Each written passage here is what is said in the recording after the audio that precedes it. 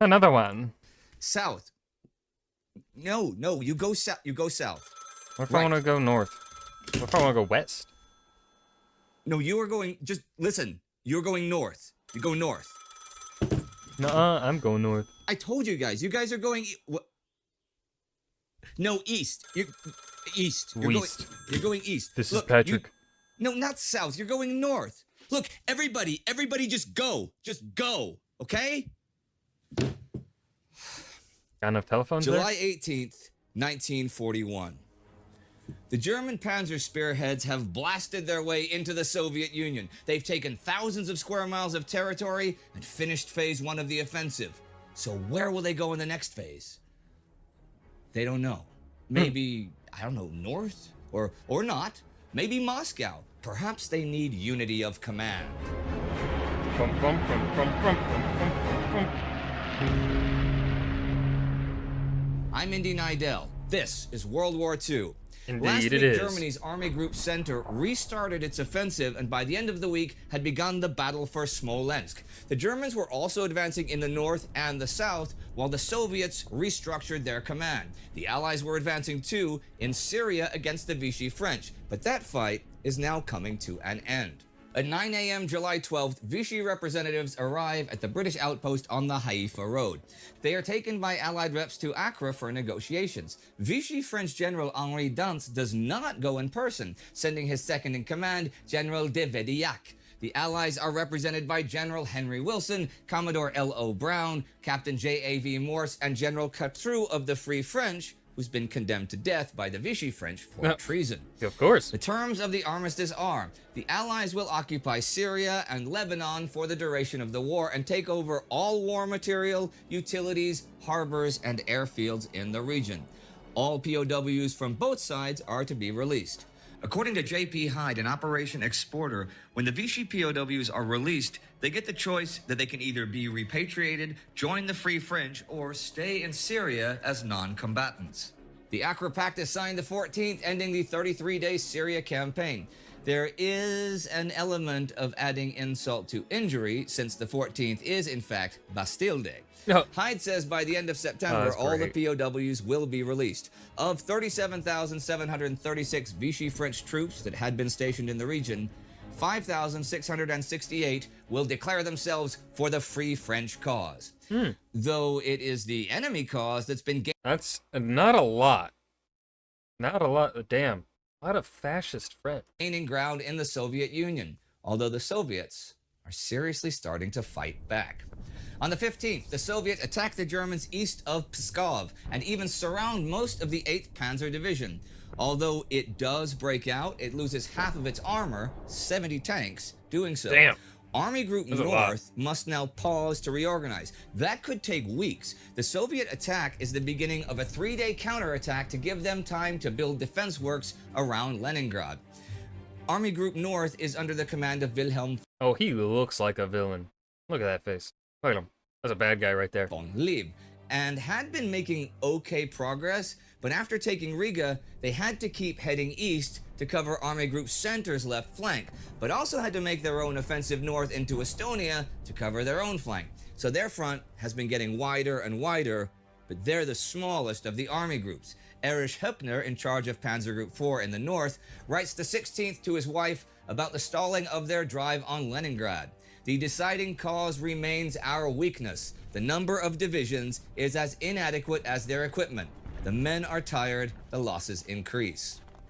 Also on the 16th, Finnish attacks north of Lake Ladoga cut off Soviet troops to the west. But the Germans are advancing in the center, heading for Smolensk. On the 16th, the 29th Motorized Division fights its way into the city. The Germans have now almost created another cauldron, a pocket full of the enemy, with the Panzer spearheads that they will try to seal as the infantry arrives from the west. The Smolensk cauldron contains some 25 Red Army divisions, the largest group yet corralled. However, Army Group Center's infantry is in some places as far as 300 kilometers behind the motorized divisions. So to clean things up as fast as possible, the panzers are ordered to not follow the Moscow road, but to close combat. All this week they've been stringing a cordon of mobile units around the trapped Soviets, but Heinz Guderian's panzers haven't closed the pocket beyond Smolensk even as the week ends. He wants to go to Yelnya and take the high ground there first to secure that for the next phase of operation. Obi-Wan Kenobi would do the same. Well, no, he wouldn't, because Obi-Wan Kenobi doesn't. He fights the fascists. But it's still the high ground. This is making everyone angry, and loads of Red Army soldiers are escaping the still open cauldron. I mentioned last week the possibility of encircling the Red Army in Ukraine.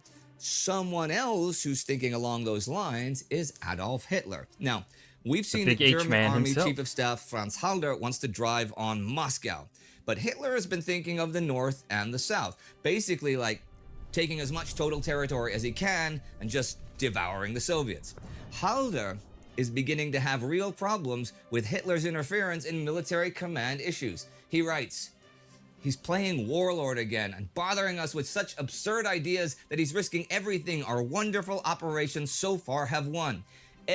What have you won? You really haven't won anything of substantive note here. In Russia, like, you've taken just a lot of land, but the land itself doesn't have anything to it. The valuable land is deeper in." Every other day now, I have to go over to him. Hours of gibberish. And the outcome is there's only one man who understands how to wage wars. If I didn't have faith, I'd go under like Brauchisch, who's at the end of his tether and hides behind an iron mask of manliness so as not to betray his complete helplessness. Damn. But you know, Jesus. Now that the Dwina and Dnieper rivers have been crossed, Hitler is starting to wonder where the great victory over the Red Army is. Everybody's been talking about it for weeks, and it was supposed to happen when that happened. So where is it? Army Group North is stopped, and Soviet forces on the flanks of Army Group Center are getting stronger and stronger as it advances east ahead of its neighbors. Those flanks are getting overextended, and on the 13th, Semyon Timoshenko's counteroffensive sees the 21st Army cross the Dnieper and drive the Germans out of Rogachev and Zlobin. Other elements of the 21st attack the German rear towards Bobruisk and even take bridges over the Berezina River. Maximilian von Weich's 2nd Army does halt this drive and will retake Rogachev and Zlobin next week. But this stops his infantry advance, and that's who's supposed to close the Smolensk pocket. Side note here, on the 14th at Orsha, Captain Ivan Flerov uses the new Soviet multiple rocket launcher, the Katyusha. This is its first use in battle. It can fire 320 rockets in 25 seconds. Very inaccurately, but it can do that, yeah. The results are devastating. The Germans are thoroughly stunned, and it will be days before the 17th Panzer Division will recover from the attack. But back to the big question. Will they continue to Moscow, or will the panzers be diverted to the north and the south? On the 13th, Hitler talks of diverting Guderian south to Ukraine to seize the grain harvest. Hoth would conserve his energy by waiting for the infantry and then driving on Moscow. But some elements of Hoth's armor could be diverted north to aid Lieb. Bock and Kluge are very much against dispersing their concentration of force and express their dissatisfaction. Bock, in charge of Army Group Center, writes in his diary, "I consider diverting elements of Panzer Group Hoth to the north while elements continue to march east to be futile. Because of the tremendous wear and tear on their equipment, the panzer groups are still only an effective striking force if employed in unison. I consider employing individual panzer corps to operate alone pointless. Their fighting strength has become too low." On the 14th, though, despite having agreed with Bock on the 13th, Kluge, in charge of the 4th Panzer Army, says that the southern option is the best one. Weichs is also for the south, Hoth and Bock for Moscow. A day earlier, however, Army Chief of Staff Franz Halder gets word from General Walter Bühle that the panzer divisions are on average down to 50% strength, and personnel losses have totally depleted the field replacement battalions. Hoth even writes in his Panzer Group diary, "The expenditure of strength is greater than the success." Quartermaster General... So interesting getting this perspective on Operation Barbarossa, because it is almost unilaterally spoken of as, like, a sweeping success for the Germans, and never ever this like the doubting is never really mentioned. It's just seen as this great sweeping victory. But in reality, It was a freaking mess. Eduard Wagner assures Halder that the That panzer groups seems can reach a Moscow. lot of luck. But on the 14th tells him he does not think Weich's 2nd Army of Infantry can make it far beyond the Dnieper. Brauchitsch, Army Commander-in-Chief, has this to say to Bach the 15th. A continued drive to the east by the panzers after the capture of the area around Smolensk is out of the question. We must be clear that after taking the area around Smolensk, a continued advance by the entire body of infantry is no longer possible for reasons of supply. It does seem like a bit of a soap opera with all the players and all their conflicting and changing ideas. But even beyond supply, they are taking losses of personnel. By the 16th, overall German casualties have reached 102,588. That is sustainable, but only if the hostilities can be concluded relatively soon. Joseph Stalin counts 180 Red Army divisions committed out of 240 mobilized, but hopes, if there's time, for 350 to be raised. Damn. Replacements are not at all keeping up with Soviet losses, though. In addition to the nearly 300,000 POWs Army Group Center claimed last week from the Minsk pocket, the Smolensk pocket is looking like it will give them another 300,000, along with 3,200 tanks and 3,100 guns. Soviet industry is already making 1,000 new tanks a month and 1,800 planes, but they are losing stuff faster than that. On the 17th, political commissars, who I've spoken about at length, are once again assigned to Red Army and Navy units. These are effectively second commanders at the same rank as the military ones. But what's going on in the German-occupied territory? Yeah, a commander holding the same rank, but lacks the military experience. Great idea. Great. It totally will not cause issues. To put it bluntly, or indecisiveness. A lot of killing of civilians. Hitler explains. Lovely. The Russians have now given an order to wage partisan warfare behind our front. This guerrilla activity has some advantage for us. It enables us to exterminate everyone who opposes us. No, don't do that. The Army has this order. The necessary rapid pacification of the country can be attained only if every threat on the part of the hostile civil population is ruthlessly taken care of. All pity and softness are evidence of weakness and constitute a danger. So what they're going for is the spreading of that measure of terror which alone is suited to deprive the population of the will to resist. On the 14th, in Drohobych in Galicia, SS man Felix Landau, who was one of the instigators of the 1934 murder of Austrian Chancellor Engelbert Dollfuss, writes in his diary his thoughts before a massacre of Jews in the woods near town. We order the prisoners to dig their graves. Only 2 of them are crying, the others show courage. What can they all be thinking? I believe each still has the hope of not being shot. It's just... I don't feel the slightest pity. That's how it is and has got to be.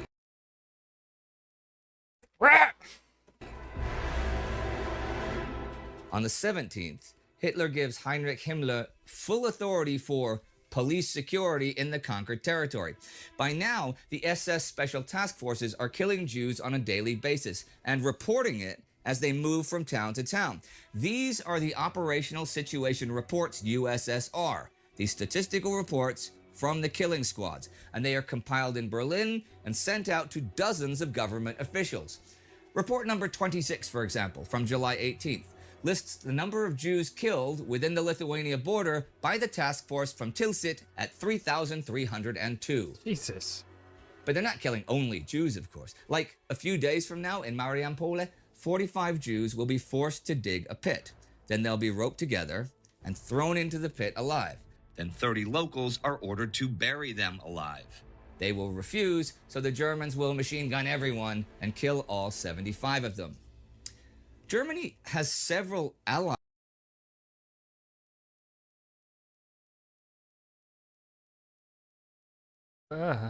fighting alongside them against the USSR, but one conspicuous one that's not: Japan. This week in Japan, to remove Foreign Minister Yosuke Matsuoka, Prince Konoye resigns as Prime Minister the 16th and reforms his cabinet the 18th with Baron Hiranum as Deputy Prime Minister and Admiral Toyoda as Foreign Minister. Matsuoka was pretty unpopular, even just personally, but he's been urging Japan to break its agreements with the Soviets and join Germany in attacking them. The others Where would you that's just Siberia, dude. There's nothing there. Don't. don't want to do that and figure that without him and his pro-Hitler stance, they have a better chance of making some sort of deal with the United States.